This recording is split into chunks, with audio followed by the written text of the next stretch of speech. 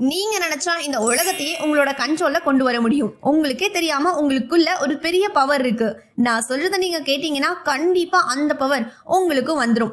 இந்த மாதிரி யாராச்சும் உங்ககிட்ட வந்து சொன்னா என்ன பண்ணுவீங்க? சிரிச்சுக்கிட்டே போயிருவீங்க. இல்லைன்னா என்ன இவன் என்ன லூசு மாதிரி உளறிட்டு இருக்கான் அப்படின்னு அவன் பேசுறதையே கண்டுக்காம போயிருவீங்க. ஆனா ஒரு விஷயத்த கவனிக்கணும். ஒருவேளை அவன் சொன்னது உண்மையா இருக்குமோ, கண்டிப்பா அந்த மாதிரி நடக்குமோன்னு எப்பயாச்சும் யோசிச்சிருக்கீங்களா? கண்டிப்பா யோசிச்சிருக்க மாட்டீங்க.